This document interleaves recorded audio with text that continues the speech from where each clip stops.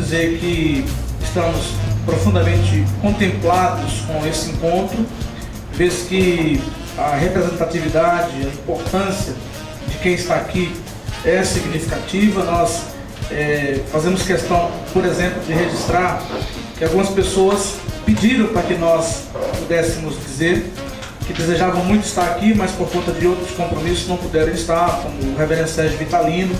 Estive lá com o presbítero Davi e ele pediu que nós dessemos esse recado. Outros tantos colegas, o reverendo Manuel Costa Neto, a professora Flávia Pussa, e outros colegas que desejariam estar conosco, mas em função de outras atividades ou de imprevistos, não puderam estar aqui. O presbítero Eulerson Botelho também teve uma viagem. O reverendo Marcos André, diretor do seminário, também queria estar conosco, mas tem um compromisso em Lajedo. De modo que esse não será o último encontro, naturalmente, o primeiro, e nós sabemos que em cada encontro as pessoas têm dificuldades, mas me sinto profundamente contemplado, e a palavra é de gratidão realmente por vocês estarem aqui. Irmãos, na verdade, a grande maioria que está aqui sabe, nós já tivemos um contato pessoal praticamente com cada um e conversamos e refletimos algumas coisas importantes.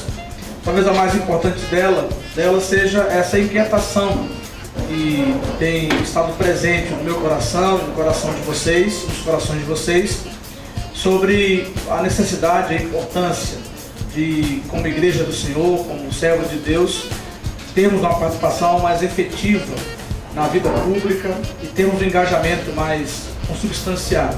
De modo que a gente tem compartilhado e alguns colegas têm expressado de modo significativo a preocupação, o zelo, e tem me entusiasmado, e tem me motivado, e tem me desafiado também a, de alguma maneira, abraçar esse projeto. E a ideia aqui hoje é da gente conversar um pouco sobre isso. A gente, então, como sugestão e provocação de vocês mesmos, estamos com esse movimento Espiritualidade, Ética e Cidadania, que é um movimento que, na verdade, acaba por expressar aquela que é talvez a maior das nossas inquietações, o movimento do servo de Deus com a vida pública e, como bem fala o bispo Robson Cavalcante, tratando das questões estruturais, combatendo o pecado estrutural, de modo que nós vamos conversar e discutir um pouco sobre isso, né? O bispo Robson Cavalcante, quem será o responsável por nos trazer a reflexão nesta tarde, não precisa ser apresentado,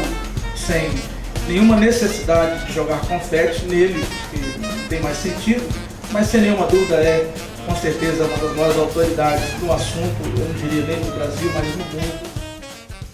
Nós temos tido pouca presença de parlamentares que tragam a tradição que um Aurélio Viana nos legou, ou que um Lisânia Maciel nos legou.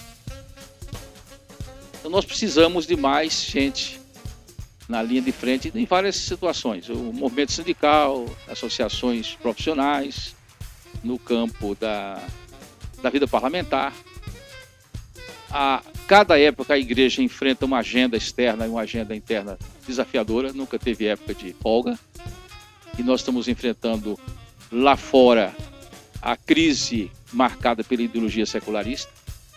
Ninguém poderia imaginar que o mundo livre hoje seria onde mais a igreja começa a ser perseguida. O secularismo como ideologia das novas elites ocidentais, condenando a nossa fé a 3 caixas de relevância, que é o nosso cérebro, o nosso lar e a nossa igreja. E proibido de trazer o discurso religioso para fora, ou seja, para o espaço público. E vemos o Estado contra a nação. A sociedade ela tem uma face Estado, que é a face política e jurídica, e tem a face cultural, histórica, que é a face nação. E hoje nós temos a face Estado reprimindo e violentando a face nação dentro da lógica do iluminismo das minorias letradas contra a massa ignara. E esse secularismo ocidental vem trazendo junto dele a ideia do multiculturalismo, a ideia do politicamente correto e a agenda GLSPT. A gente conversa, a gente debate, a gente cria ideias, mas eu fico pensando, qual é o limite da nossa disposição? Sem entrar no mérito, assim, no papel do pastor, no seu púlpito em relação a pedir voto ou não vou entrar nisso agora. Mas a nossa disposição, ela vai até aonde? Sabe por quê, irmãos? Porque falando de uma forma bem rasteira, eu não sou muito de palavras rebuscadas, a discussão, ela é salutar, mas ela não ganha eleição. Eu acho que quando o irmão falou sobre a questão da ação, só para refletirmos, nós estamos dispostos a ir até aonde? Nós precisamos resgatar esse espírito pioneiro, né, da nossa história. Quando eu digo nossa, falo da história protestante, evangélica, né, de atuação aqui no Brasil. E que isso não somente seja aspirado, né, resgatado de direito, mas não fique somente nas nossas mentes, né? Isso redunda em ações efetivas. E nós estávamos conversando ali na mesa, eu achei muito interessante quando no momento falávamos dessa dupla dimensão que esse movimento se propõe, né? Uma dimensão horizontal, né? Uma dimensão de ética e cidadania, né? E aliada a esta dimensão horizontal, o movimento prevê uma dimensão vertical, uma dimensão de espiritualidade. Bom, estamos aqui com o reverendo Edson Parisi, que esteve na reunião do movimento. Saber dele o que ele achou, na verdade, do movimento. E aí, pastor Edson Parisi? Superou as expectativas do movimento de hoje? Foi uma boa oportunidade para reflexão, para reunir a liderança evangélica representando um segmento aqui das igrejas de Pernambuco. Foi muito importante para dar o primeiro pontapé, porque é a tentativa de uma proposta diferente, de uma proposta não só ousada, uma vez que o candidato começa praticamente do zero, mas uma proposta com base ética, com base teológica, com base na história da igreja, como foi falado pelo bispo Robson Cavalcante. E essa reunião foi muito interessante e atendeu as expectativas, considerando a dificuldade de várias pessoas estarem aqui presentes por N motivos e razões pessoais.